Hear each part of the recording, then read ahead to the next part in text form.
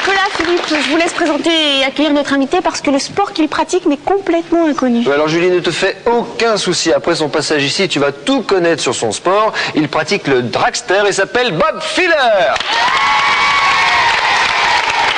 Bonjour Bob. Ne vous inquiétez pas, ce n'est pas un martien. Il va peut-être enlever son... il fait tout avec son casque. Donc tu pourras enlever ton casque et refaire sérieusement la bise à Julie. La bise. Elle va nous faire la tête toute la journée. Bon, assieds-toi à côté de moi. Avec nous. Et dis-nous tout sur ces engins complètement fous, les dragsters. Eh bien déjà un dragster, faut savoir ce que c'est. Oui, justement, c'est la question que je te pose. C'est un nom que beaucoup de gens connaissent, mais alors, les dragsters, ce sont des engins de vitesse, mais surtout des engins d'accélération. Oui. C'est-à-dire le but de la manœuvre, c'est d'accélérer très très fort. Forcément, comme ça accélère très fort, ça va très vite. Donc on peut atteindre des vitesses de 300, 400, 500, 600 km/h pour certains. Bon, attends, on reviendra aux chiffres après qui vont sûrement passionner nos amis. Mais moi, je voudrais qu'on parle un petit peu de ce casque avec cette antenne. Ça fait penser un peu aux pilotes de Formule 1. T'as tout un équipement. Oui, c'est pour écouter de la musique quand on est en pleine accélération. Tout simplement. Non, c'est tout simplement... Non, mais il y en a qui pourraient y croire. C'est tout simplement une radio HF pour être en permanence en relation radio avec le reste de l'équipe et avec le team manager surtout. Parce que ce qu'il faut dire, c'est que ce sont des accélérations très rapides qui durent que quelques secondes, mais qui a quand même avant ça une très lourde préparation. Il y a une très longue préparation. Il faut savoir qu'une accélération s'appelle un run. Oui. Et un run, en règle générale, dure entre 3 et 5 secondes. Oui. Donc il est évident que pendant ce laps de temps où la voiture fonctionne, on ne parle pas, parce qu'on n'a pas vraiment le temps de parler. Mais toute la préparation qui précède ce départ, cette accélération, on a besoin de savoir ce qui se passe autour de la voiture, si au niveau du moteur tout est prêt, un peu comme un lancement de fusée.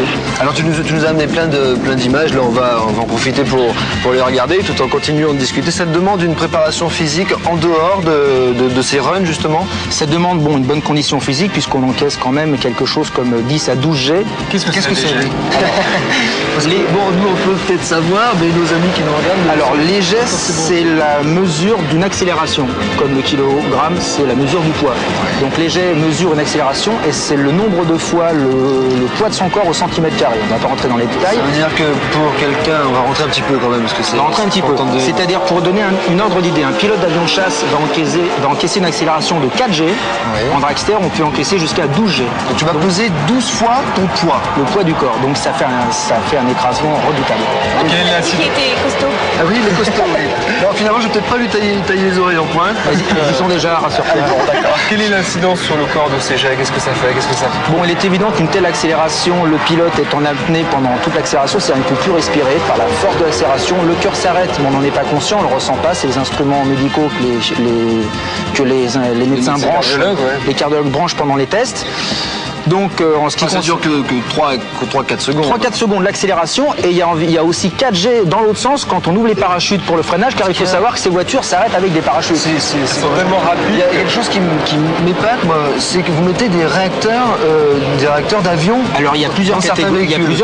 Il y a des voitures avec des moteurs conventionnels comme le Top Alcool Ville de Paris. Ouais. C'est un engin de compétition. Il mesure 10 mètres de long, ça? Il mesure 10 mètres de long et on participe à un championnat d'Europe. Il y a aussi des engins de démonstration et de record comme le Rocket Car, des engins de 30 000 chevaux dans lesquels on a mis des moteurs de fusée, d'avion, etc. Et nous sommes en ce moment en train de fabriquer une voiture avec laquelle nous allons nous attaquer au record du monde de vitesse pure sur le lac Salé. On va essayer de passer le mur du son qui est établi à 1180 km/h. Au sol donc. Au sol, mais avec en plus une voiture qui fonctionne 100% au carburant vert. C'est fou. C'est-à-dire de l'alcool de bois, je crois, c'est ça? Le mur du son, ça sera avec du peroxyde d'hydrogène qui est de l'eau oxygénée. Ce qui sort de la tuyère, ça sera de l'oxygène. C'est un petit peu compliqué. Dis-moi, tu as suivi un entraînement un petit peu particulier, tu peux nous en parler? Tu étais pour réaliser toutes ces performances. Pour encaisser autant de jets, il est évident qu'il faut être en bonne condition physique, mais avant même de monter dans la voiture, il faut savoir si on est apte. Et pour ça, il faut subir des entraînements comme les mêmes entraînements que les cosmonautes à Cap Canaveral. T'as envie d'y aller un jour sur la Lune? Si on me le propose, je crois que j'irai sans problème.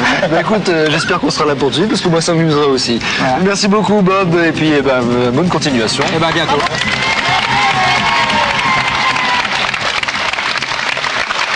Et maintenant, ambiance.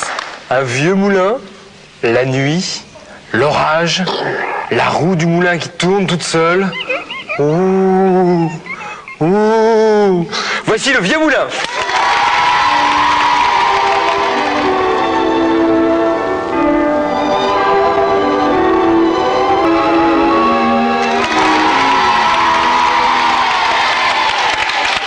J'ai maintenant l'honneur, le plaisir, la faveur, l'avantage, le privilège de vous annoncer que nous allons jouer. Alors, je vous présente immédiatement mes candidats. À ma gauche, nous avons Mallory qui a 8 ans, on l'encourage, Mallory. Et à ma droite, Patrice, 11 ans. Alors, tous les deux vont se mettre au départ, ils vont devoir effectuer un parcours en zigzag, mais en reculant. Vous mettez sur la ligne jaune, tout ça en regardant dans un miroir. J'ai essayé, c'est pas facile du tout. Attention, tout le monde est prêt? 3, 2, 1, c'est parti!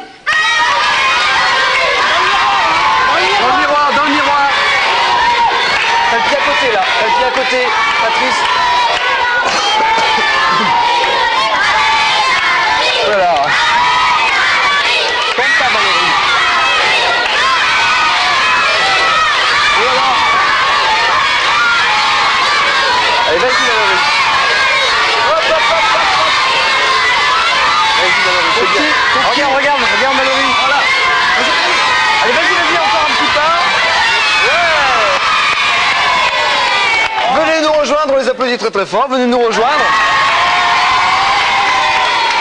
Eh bien, ils ont été formidables, c'est pas facile, je vous assure. Et notre gagnante du jour, eh bien, c'est Mallory. Voilà. À poil près, vous inquiétez pas, dans Disney Club, il y a toujours des cadeaux pour les gagnants et pour les perdants, n'est-ce pas, Julie? Exactement, il y a tout d'abord cette visionneuse Mickey en 3 dimensions. Voilà pour toi, Mallory. Merci. C'est joli, pour hein. toi. Attends, tu permets, je vais regarder un petit peu. Non, Nicolas, ce n'est pas pour toi. Oh, Il y a également... il y a Dingo. Oui, c'est ton copain. Il y a également cette bande dessinée du livre de la jungle. Et dans le livre de la jungle, il y a qui, Nicolas? Il y a Balou, Balou, Bagheera. Et ce n'est pas tout. Il y a une invitation pour passer une journée de rêve à Euro Disney. Bravo à vous deux. Il y a déjà vu, là. Vous restez bien avec nous car dans quelques instants, nous verrons un nouvel épisode de Mister Mask. Alors, à tout de suite dans le Disney Club.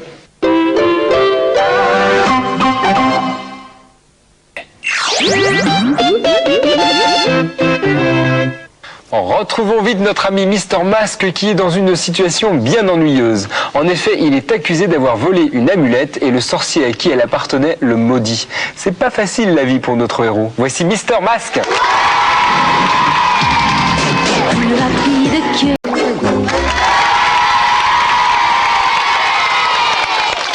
Dans quelques instants, nous découvrirons les programmes Disney de la semaine et bien sûr le 3e et dernier indice de notre concours à ne rater sous aucun prétexte. A tout de suite dans le Disney Club.